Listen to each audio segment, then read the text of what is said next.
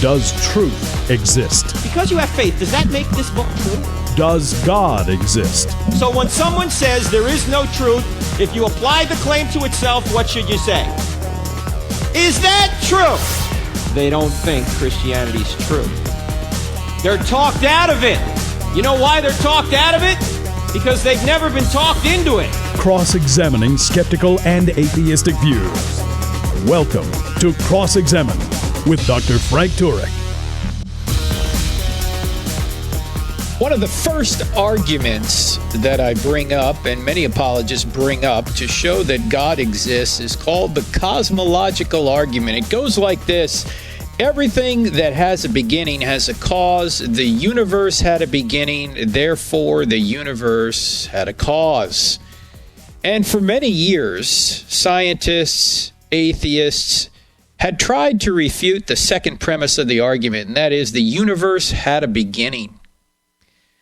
Now the evidence is so overwhelming from science and also, of course, from philosophy that there was certainly a beginning to time that hardly anybody now objects to the second premise. The universe had a beginning. Everybody now seems to agree with that. The premise that atheists are attacking now actually is the first premise of the argument, which says that everything that has a beginning has a cause.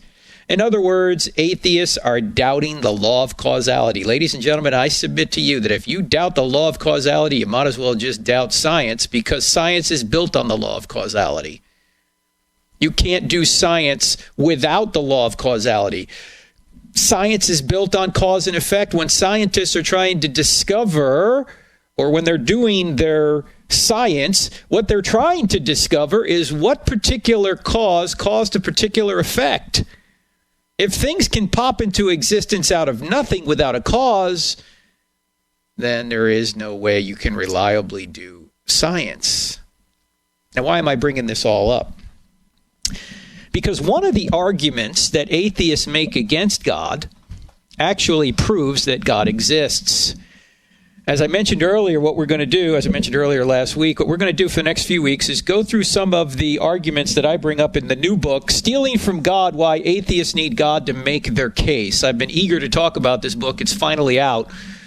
And as I mentioned, been working on it for a little over a year. And if you can't get the book, that's just fine. We'll talk about it here on the show. I hope you do get the book, however, because obviously there's a lot more in the book that we can talk about. But the first chapter in the book deals with the issue of causality. In fact, as I mentioned before, the book is designed around an acrostic or an acronym, if you want to call it an acronym, CRIMES, C-R-I-M-E-S. And each letter stands for a different aspect of reality that atheists say point to God, but in fact, that aspect of reality would not exist unless God existed. For example, the C stands for causality.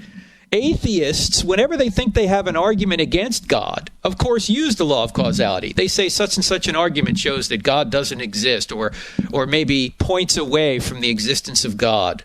They have some kind of evidence, whether it's evolution, whether it's some kind of multiverse, whether it's quantum theory, whatever argument they come up with to say, you don't really need a God for this kind of phenomenon, and we have cause and effect, and we've been doing research, and we figured out that this is a possibility, so we don't need God. They're using cause and effect there. They're using causality.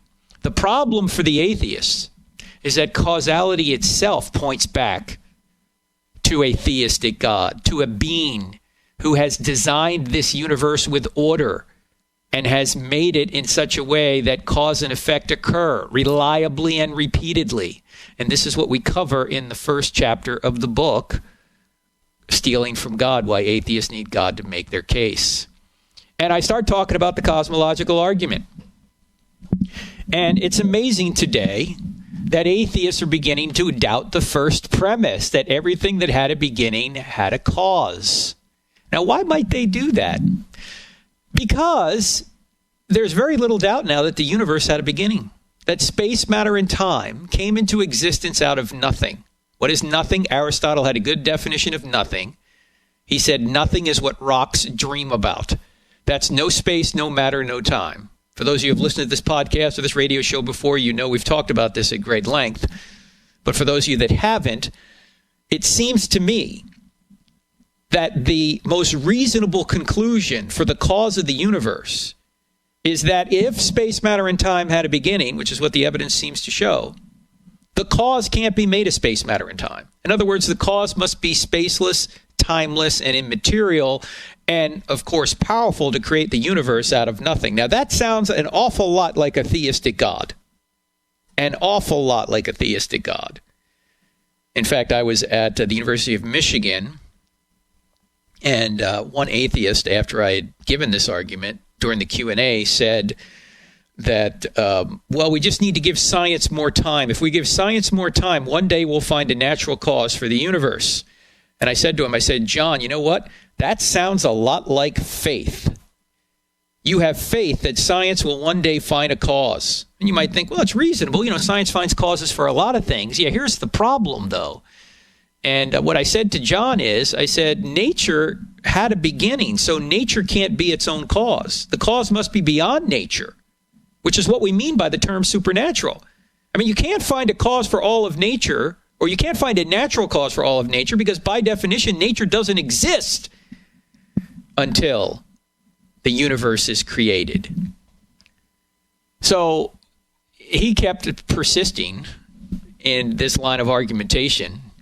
He kept saying, no, one day we're going to find a natural law for all of nature. And I said, John, you will never find a natural law of all of nature. He said, no, give science more time. I said, John, no, we can't in principle. I said, if nature had a beginning, then the cause can't be something natural because nature didn't exist. Nature was the effect, so it can't be the cause. The cause must be something beyond nature or supernatural. And to communicate this point, hopefully a little bit more clearly, I said, John, when you say give me more time and I'll discover a natural cause for the universe, that would be like me saying give me more time and I'll discover that I gave birth to my own mother. There's no way I could ever do that. It's impossible in principle. So atheists are out there trying to avoid the what seems to me reasonable implication that if space, matter, and time had a beginning, the cause must be spaceless, timeless, and immaterial. Well, you know how they're doing it. What they're saying now is, well, it doesn't need a cause. The universe doesn't need a cause. It's just there. It just popped into existence. In fact, when I was down at Texas A&M, I summed up the cosmological argument this way. After we go through all the evidence, which shows that space, matter, and time had a beginning, I said we're left with either one of the following two options. Either no one created something out of nothing, which is the atheist view, or someone created something out of nothing, which is the theist view. I then said, which view is more reasonable? And one atheist just blurted out and he said, I think no one created something out of nothing is more reasonable. I said, wait, what? No one created. No one?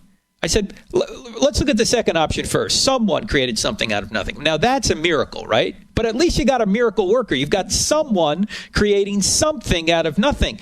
The first option, the atheist option, says that no one created something out of nothing. Now, that's crazy, that no one created something out of nothing. I mean, there you have a miracle and no miracle worker. I said to the audience at Texas A&M that night, I said, to show you how seriously we all take the law of causality. And oh, by the way, the law of causality does not say everything has a cause. It says everything that comes to be has a cause. Obviously, there must be something out there that is uncaused, the first cause, what Aristotle would call the unmoved mover. There has to be an uncaused primary cause of everything else that exists. So the law of causality doesn't say everything needs a cause. It says everything that comes to be needs a cause. So I said to the audience that night at A&M, I said, to show you how seriously we believe in the law of causality, that everything that comes to be has a cause. There is no one here tonight who is worried that a hippopotamus has appeared uncaused out of nothing in your dorm room and is currently defecating on your carpet. Right? You don't worry about that. As you sit there listening to this program right now, whether you're driving or sitting in your house or something, you're not worried that a raging Bengal tiger is just going to appear in the passenger seat and start devouring you, because things don't happen that way. Things don't come into existence out of nothing. And if they did, why doesn't everything come into existence out of nothing?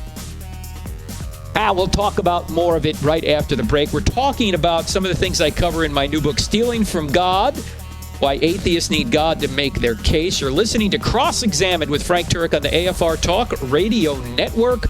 We're back in just 2 minutes. Don't touch that dial.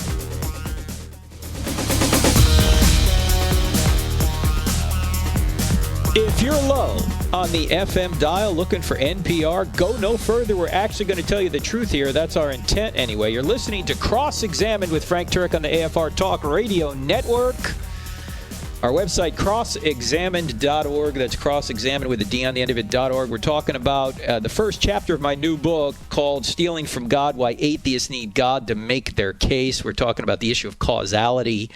And oh, by the way, before we get back into this, we've taken down the personal Facebook page because we've been bumping up against the 5,000 member barrier for several years. So we finally went with a public figure page. So you can, I don't have to accept you as a friend anymore. If you want to be my friend, great. You just have to go like the page. And the page is Dr. Frank Turek, all one word, Dr. Frank Turek, on Facebook. So if you would go do that, that would be very helpful. And by the way, you can also sign up for our YouTube channel. We're putting up a lot of YouTube videos. Many of these are on-campus Q&A experiences that are directly from college campuses. They're short little videos. So if you go to, if you look up Turek Video on YouTube, Turek Video, you can do that and subscribe. We've got, 6,000-7,000 subscribers now. So if you're interested in these little videos, you'll get a little notice every time. I think that's the way YouTube works. You get a little notice every time we put up a new video. So check that out. Also, this Sunday, tomorrow, I'm going to be at Cottonwood Creek Baptist Church in Allen, Texas. My second time there. Great church there in Allen, Texas, near Dallas.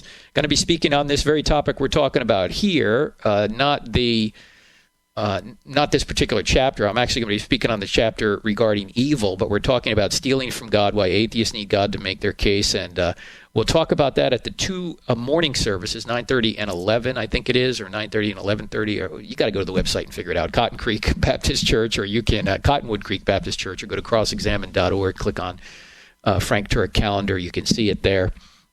And then in the evening on Sunday, I think it's at 6:15, we'll be talking about I don't have enough faith to be an atheist and taking your questions. So if you're listening to this on Sunday afternoon right now there in Dallas, come on down right to Allen, Texas, right there at Cottonwood Creek Baptist Church. And at 6:15 tonight, we'll be there talking about I don't have enough faith to be an atheist and taking your questions. All right, let's get back to this issue of causality. As I mentioned before the break, what many atheists are doing now, because the evidence points so clearly to a beginning of the universe, that in order to avoid the obvious implication that a spaceless, timeless, immaterial, powerful, personal creator must have caused the universe, many atheists are just denying that the universe needs a cause. They say it could come into existence out of nothing without a cause. Well, my friend William Lane Craig asks an excellent question. He says, if atheists are going to claim that the universe can pop into existence uncaused out of nothing, then why doesn't everything do so? Really, why don't iPads, Teslas, atheist books, MacBook Pros, pizzas pop into existence out of nothing? I mean, think about this. If you're hungry for a pizza right now, does it make more sense to order one or just to wait and hope? Of course, order one. I mean, talk about faith. Why are the atheists who say they're always following the evidence where it leads, and that they're champions of science, why is it that when scientific evidence points to what could be considered a theistic God, they suddenly get weak in the knees? In fact, Lawrence Krauss, who is an atheist and a physicist from Arizona State University out there in Phoenix, Arizona, wrote a book, as many of you know, called A Universe from Nothing, Why There Is Something Rather Than Nothing. Now, that sounds really good. He thinks by the title, you'd think, well, Krauss has figured out how the universe could come into existence out of nothing without a cause, or without God, at least. But after you go a little bit deeper, you realize the devil is in the details. And what are the details? Krauss says that the cause of the universe was not God. It is, quote, unquote, nothing. It's just nothing. But his nothing isn't the nothing from which the universe really came. His nothing is not non-being, as the evidence points, but what he considers to be the quantum vacuum. And the quantum vacuum is something that actually is something. It's not nothing. It's not non-being. The quantum vacuum consists of fields of fluctuating energy from which particles appear to pop into and out of existence. Now, whether these particles are caused or not is unknown. I mean, what probably is going on is when you look at the quantum vacuum, you're disturbing the quantum vacuum in order to see it, in order to observe it, and that is what's causing these unpredictable occurrences. You know, we can't seem to predict the simultaneous speed and location of subatomic particles. This is called the Heisenberg uncertainty principle. And so some atheists are saying, well, that just shows that that these things aren't caused. They just pop into existence out of no, not necessarily. It could be that your very effort to observe the subatomic world is causing these erratic movements. I mean, if you, say, put a photon of light off a car, the photon of light isn't going to cause the car to move erratically. But if you bounce a photon of light off a subatomic particle, which may be smaller or have a lower mass than a photon of light, then you could see the photon may cause that particle to move. And so that actually could be the reason why we see these erratic movements. But all that is beside the point. The point is that what Krauss is trying to say in his book is actually what we call in logic equivocation. He's using the word nothing in two different senses. He's not using the word nothing to actually literally mean non-being or no thing. He's using the word nothing to mean the quantum vacuum, which isn't nothing. It's something. And something had to cause the quantum vacuum. In fact, there's a professor from Columbia University. His name is Albert. His last name is Dr. Let me get his first name here. It's David. Dr. David Albert. He's a PhD in theoretical physics. He's an atheist himself. He's written a book called Quantum Mechanics and Experience.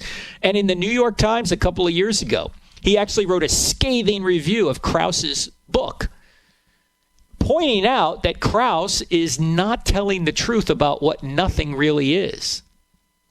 When Krauss tries to say that the quantum vacuum is nothing, here is literally what Dr. Albert wrote in the New York Times.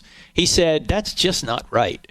He said, quantum field vacuum states, no less than giraffes or refrigerators or solar systems, are particular arrangements of elementary physical stuff. He says the fact that some arrangements of fields happen to correspond to the existence of particles and some don't is not a whit more mysterious than the fact that some of the possible arrangements of my fingers happen to correspond to the existence of a fist and some don't.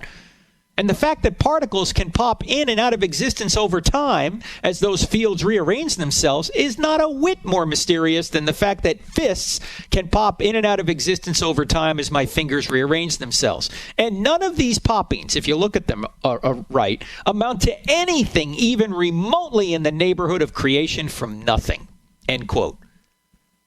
Basically, Dr. Albert lands the knockout blow to Krauss with what he just said, and then he adds this, believe it or not. He says, quote, but all there is to say about this, as far as I can see, is that Krauss is dead wrong, and his religious and philosophical critics are absolutely right.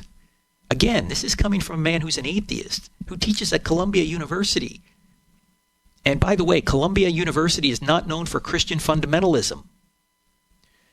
Now, of course, Krauss didn't take all this lying down. He got up off the canvas and fought back. And you know how he fought back? He called Dr. Albert, quote, a moronic philosopher, unquote. Now, it's a mystery to me why Krauss took the time to craft such an eloquent refutation of Dr. Albert. I mean, especially when Dr. Krauss himself actually admits Dr. Albert's point in advance. In fact, in several places in his book, in Krauss's book, Krauss acknowledges that the nothing he's talking about is not exactly the nothing from which the universe came. So Krauss is actually admitting what Dr. Albert has pointed out. And you know what Krauss does? He gets real annoyed anyway. And he says, I don't give a blank what nothing means to philosophers. I care about the nothing of reality, and the nothing of reality is full of stuff. I'll go with that. Yeah, the problem for Dr. Krauss is the nothing of reality, the physical stuff that he's talking about, had a cause. It had a beginning.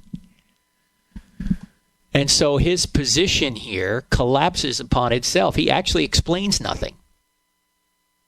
And he gets all annoyed with Dr. Albert and people who are pointing out that he is equivocating on nothing, that he just comes across as someone who's not really dealing with these arguments in a direct manner.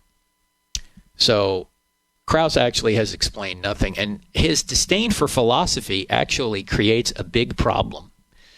Krauss thinks, well, you don't need philosophy. As I point out in the book, you can't do science without philosophy. Science is built on philosophy.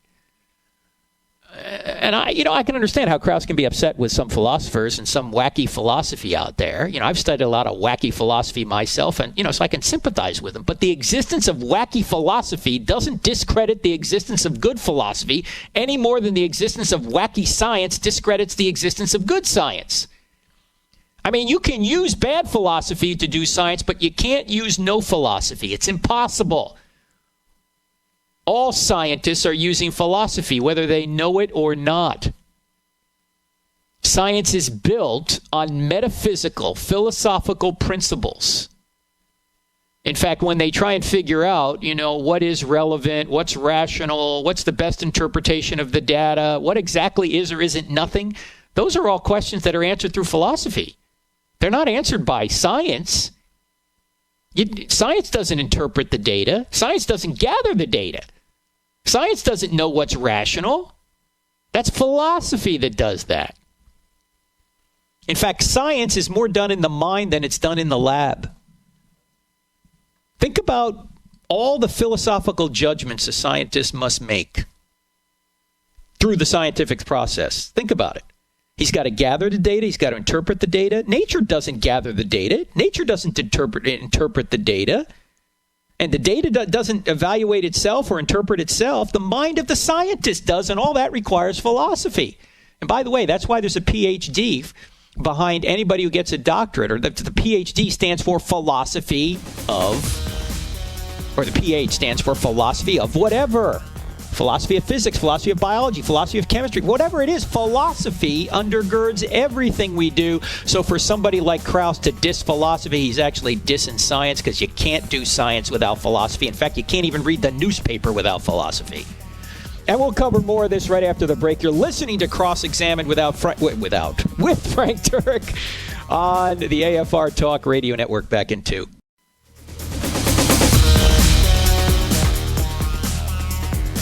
Welcome back to Cross-Examined with Frank Turek on the AFR Talk Radio Network. We're talking about stealing from God, why atheists need God to make their case. That's my new book, just out this past week. And we're talking about the chapter on causality. And we were talking before the break about Lawrence Krauss and how Krauss equivocates on the word nothing. The nothing that he is talking about is not the nothing from which the universe came. And then Krauss also cast doubt on the law of causality. We were talking about this at the top of the program. Here's what he says. And he's discussing the vexing problem of the beginning of the universe. I told you that atheists are having trouble at the beginning of the universe. And here's what Krauss says. He says, quote, all things that begin may have a cause, even if the cause is rather obscure and purposeless, unquote. Now, my question is this, may have a cause? What happened to simply all things that begin do have a cause? Why does he suddenly doubt the law of causality? Because, look, when he has an argument he thinks disproves God, he uses causality. And when he has an argument that he thinks, might point to God, he suddenly abandons the law of causality. Well, what he's doing is he's actually abandoning the very law that is required to do something that he is very, very passionate about, and that is science.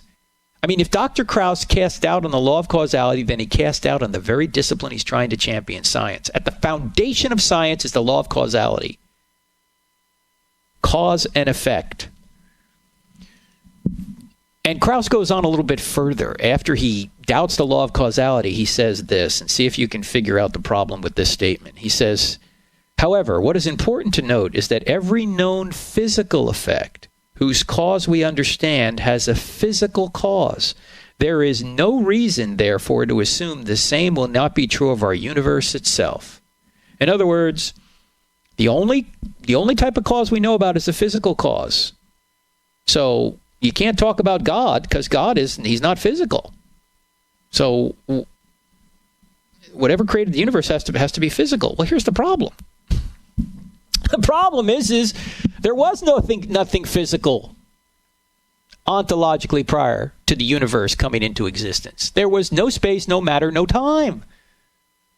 So this is Krauss's way of saying, well, whatever caused the universe can't be something that is immaterial, spaceless, timeless, like God. Well, why is he saying that? Because he wants to avoid God, obviously. The problem is, by avoiding God, you know what he's actually done?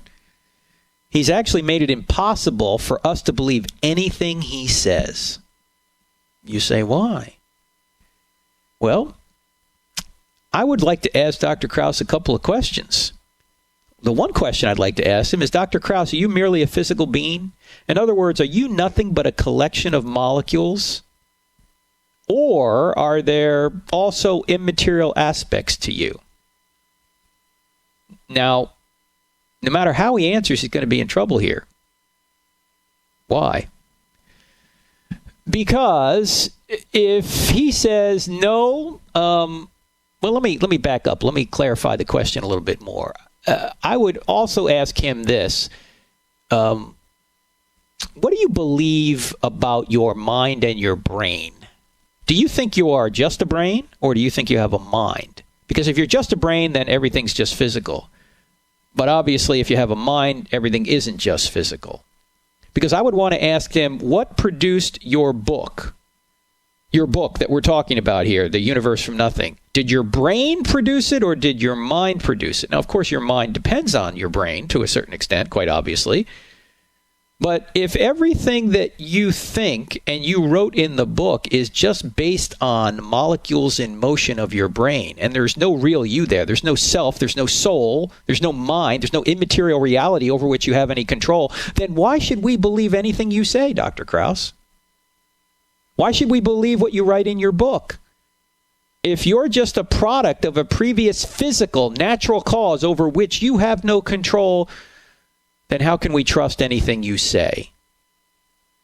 See, so when Krauss says everything must have a physical cause, then that must include his book. Well, if his book had just a physical cause, there's no reason to believe anything he writes in his book is true, because everything he's written is a result of a previous physical, natural cause over which he had no control. In other words, this materialistic viewpoint that Krauss and other atheists have defeats their own arguments. You see, materialists like Dr. Krauss have no other choice than to assert that our thoughts are determined completely by physical reactions in the brain. This is from my book, Stealing from God, Why Atheists Need God to Make Their Case. For a materialist, the laws of physics determine everything we think and do. If that's the case, if we are mere meat machines without free will, then we have no justification to believe anything we think, including any thought that atheism is true. As meat machines completely determined by the laws of physics, we cannot reason, we can only react. Doug Wilson, who debated Christopher Hitchens, I think at least a couple of times, said this in one of his debates. He said, we are no different than a Coke can fizzing. I mean, if atheism's true, if we're just molecules in motion. Now, how can a fizzing can of Coke reason or do science? It can't. It can, of course. So, with his assertion that all causality is physical, Dr. Krauss has destroyed himself along with our ability to reason and do science. And this is one of the ways, I think, in which atheism contradicts all common sense. Right now, you're listening to this podcast. You are freely listening to this podcast or this radio program right now. And you're freely thinking about, hopefully you're thinking about what I'm saying. You're not merely a molecular computer who has no control over what you're doing or what you're thinking. And if you were, there would be no way in principle you could discover that. Because any intellectual process you use to discover that would itself be completely determined by the laws of physics. I mean, in order to know you're a robot, you'd have to be more than a robot. Wow. I know that's a lot to think about. I know that analyzing these atheistic claims is a lot like trying to gargle peanut butter. But that's because this is this is self-defeating material here. And self-defeating statements sometimes require you to slow down, reflect a little bit on what's being said. But it's important because if you can identify self-defeating statements, if you can identify contradictory statements or statements that can't be true because they defeat themselves, it's going to save you a lot of time. In fact, I submit to you that half of what good apologists do is just uncover illogical, erroneous thinking or statements, self-defeating statements. In fact, the book, Stealing from God, largely uses what Dr. Geisler and I called in, I don't have enough faith to be an atheist, the roadrunner tactic. We're just using the law of non-contradiction to point out that what these atheists are saying actually is self-defeating. They defeat themselves.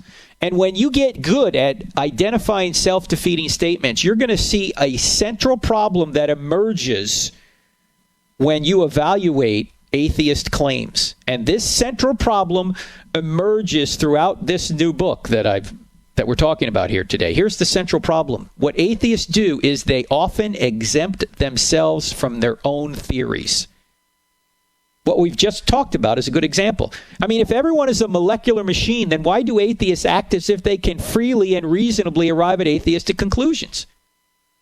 If everybody's a moist robot, why do atheists act like they are not moist robots? You know, Daniel Dennett, one of the new atheists, says that consciousness is an illusion. Well, one wonders if Dennett was conscious when he said that.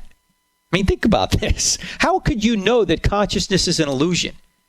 You would have to have some kind of super consciousness to know that the mere consciousness that we mortals have isn't true consciousness, that it's an illusion. You'd have to be beyond the illusion to know it's an illusion. Just like, how do you know you're having a dream? You don't know you're having a dream while you're dreaming. You only know you've had a dream after you wake up, when you get the more than knowledge of waking up.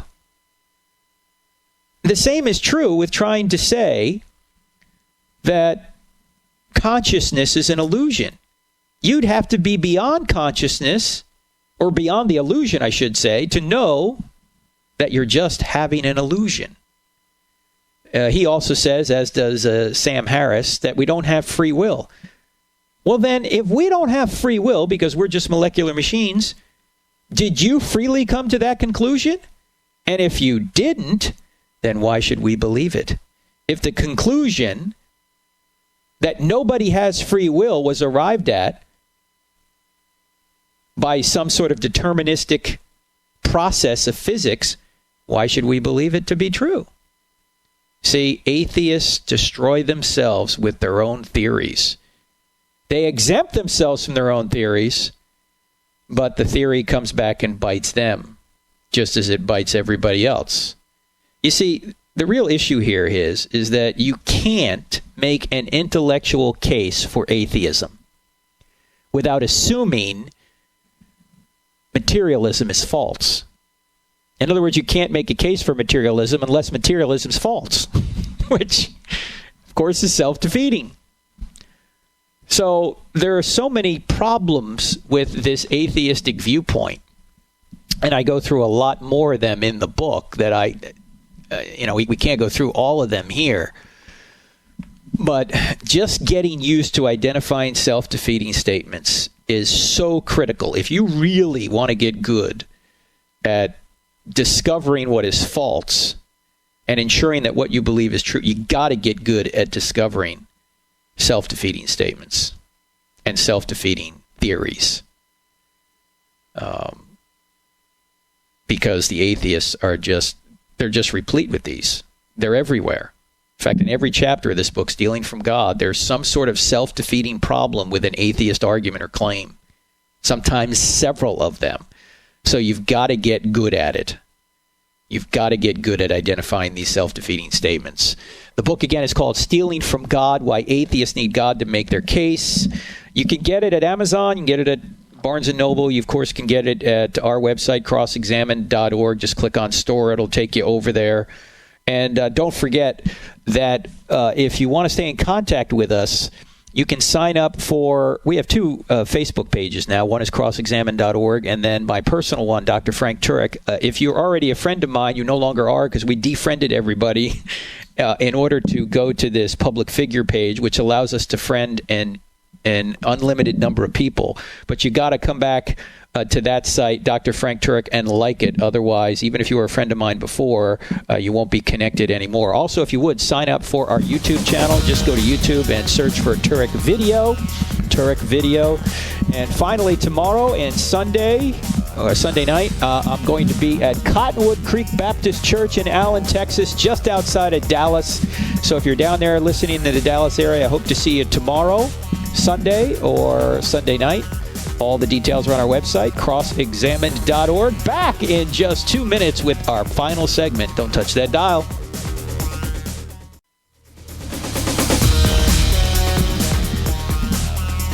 Welcome back to Cross-Examined with Frank Turek on the AFR Talk Radio Network. We've been talking about the law of causality here today. And let me ask you a question. Have you ever asked yourself, why do laws exist at all? I mean, why are there laws? Why is there a law of causality? Why are there laws of logic? Why are there laws of gravitation and electromagnetism? And why is there a strong and weak nuclear force? Where does this come from? Why is reality governed by cause and effect to begin with? Why are the laws of nature so uniform, precise, and predictable? Why can we describe reality so accurately through mathematics? Generally, why is the universe so orderly? You know, atheists don't like to even address that question. And when they do, if they do address it, fellow atheists are going to come after them because there's no good answer to it from an atheistic perspective. Shh, don't tell anyone. In fact, it's not just that there's no good answer from an atheistic perspective. There is good evidence that such a reality points to a mind. I mean, laws come from lawgivers. Order comes from an orderer. Information comes from an information giver. Dr. Paul Davies, he's an agnostic astronomer down at the University of Arizona, which is in Tucson, and he's a cosmologist. And he's agnostic. He doesn't know whether God exists or not. But he had a column in the New York Times. This is going back to, I think, about 2006. And the title of the column was Taking Science on Faith. Here's what he wrote. Check this out. He said, all science proceeds, and by the way, this is all in my new book, Stealing from God, Why Atheists Need God to Make Their Case. This is in the Causality chapter. Here's what he said. He said, all science proceeds on the assumption that nature is ordered in a rational and intelligible way. You couldn't be a scientist if you thought the universe was a meaningless jumble of odds and ends, haphazardly juxtaposed. And he went on to say, look, scientists are taking these orderly laws of physics on faith. He goes on to say that all laws are expressed as tidy mathematical relationships. And then he asked the question nobody is supposed to ask, especially an atheist or agnostic. This is the forbidden question. Here is his question. But where do these laws come from? And why do they have the form that they do? Well, Davies said that after he put that column in the New York Times, his email box was overfilling with vitriol. Now you might ask, why? Why? Because they didn't like the fact, his atheistic colleagues didn't like the fact that Davies had equated science and religion in any way. But his critics misunderstood him. Davies was not saying that the methods and effectiveness in science and religion are the same. He was only saying that both science and monotheism rest on unexplained starting points that he insists are taken on faith. For monotheism, the starting point is an unexplained God. For science, the starting point is the unexplained laws of nature. Now, here's what Davies said. Over the years, I've often asked my physicist colleagues why the laws of physics are the way they are. He said the answers vary from, that's not a scientific question, to nobody knows. My favorite reply is, there is no reason they are what they are. They just are. Well, in fact, you know that Richard Dawkins was asked this in one of his debates with John Lennox, because Dawkins kept talking about the laws of physics, and someday we're going to find some sort of natural explanation for the beginning of the universe, and he talked about nature's laws and all these things. And one guy in the audience said, Dr. Dawkins, where did the laws of physics come from? And Dawkins said something like, well, I don't know, but bringing God into it doesn't help. Well, actually, bringing God into it does help. Why? Why is everything so orderly? Why is everything so rational? Why are there laws? Laws come from lawgivers. In fact, Davies says this. He says he thinks it's anti-rational, and it makes a, quote, a mockery of science, unquote, to say that this ordered and rational universe exists as a brute fact reasonlessly, he says, reasonlessly. He goes on to say, quote, can the mighty edifice of physical order we perceive in the world about us ultimately be rooted in reasonless absurdity? If so, then nature is a fiendishly clever bit of trickery, meaninglessness, and absurdity, somehow masquerading as ingenious order and rationality, unquote. He's exactly right. How is it the highly ordered and rational universe came from complete disorder and irrationality? How is that? Atheists have to answer that question. I mean, and why can we use our minds to discover truth about the material universe, even immaterial reality like morality, logic, and mathematics? Why can we even do science if we're just molecules in motion? Why can we build a sophisticated piece of equipment like the Mars rover and precisely put it on a planet over 50 million miles away and do it with precision? Why? Well, for at least two reasons. First, because the universe has these orderly laws of nature, and the universe operates by these predictable and persistent cause and effect relationships. And secondly, because we're rational agents who can freely choose to use our minds to discover these laws and these cause and effect relationships. In fact, the mind appears to be designed specifically to understand the universe and interact with it. And I would argue that the mind is actually designed not only to know the universe, but to know God. Why? The creator of the universe, because we know God by his effects. We see a creation, we know there's a creator. We sense conscience. We have a conscience. We have morality. We understand a moral law. We know there must be a moral lawgiver. That's the goal-directed, easy for me to say, the goal-directedness of our minds. The final cause, as Aristotle and Aquinas would say, of our minds. They point in a direction to know creation and the creator.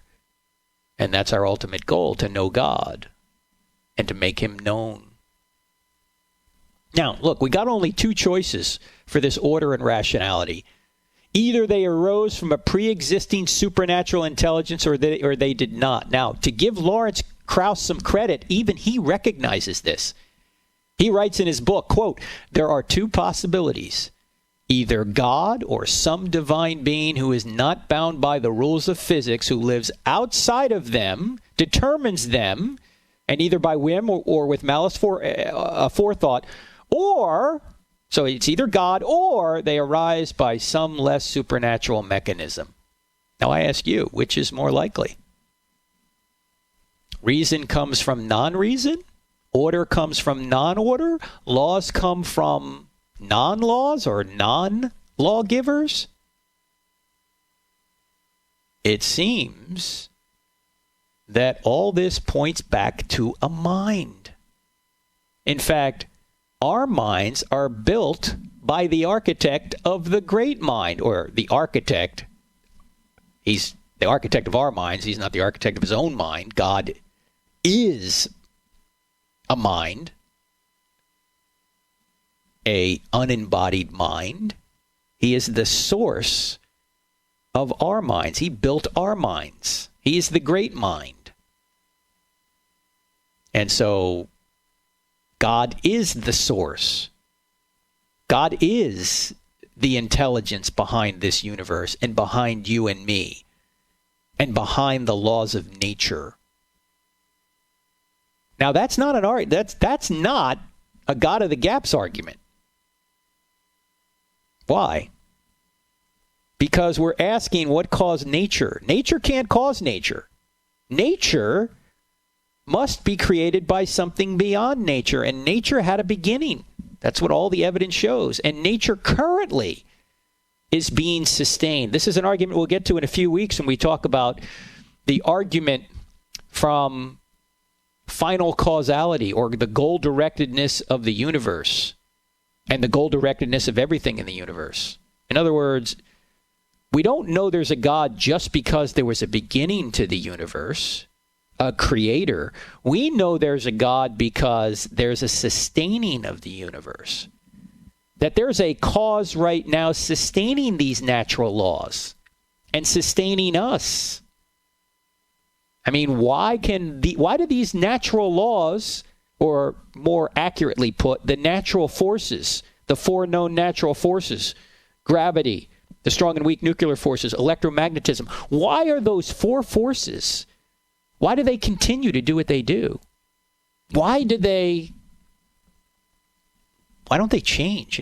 All material things change. Why don't the laws change? Why don't the laws of nature change? Why don't the laws of logic change? Why don't the laws of mathematics change? Why are they so stable? Because there's a ground, a foundation that sustains them. That's what we mean by God's nature. So, atheists, even in their practical worship of nature, and by the way, Paul talks about this, as you know, in Romans chapter 1, that many people, atheists in particular, or people that don't want to believe in God, worship the creation rather than the creator. They're so enamored with nature that they can't see the cause behind nature. Not just the creator cause behind nature, but the sustaining cause behind nature. The bottom line to all this, friends, is that causality points back to a mind. The laws point back to lawgivers, or a lawgiver. And to doubt the law of causality is to doubt virtually everything we know about reality, including our ability to reason, our ability to do science, all arguments, all thinking, all science, and all aspects of life depend on the law of causality.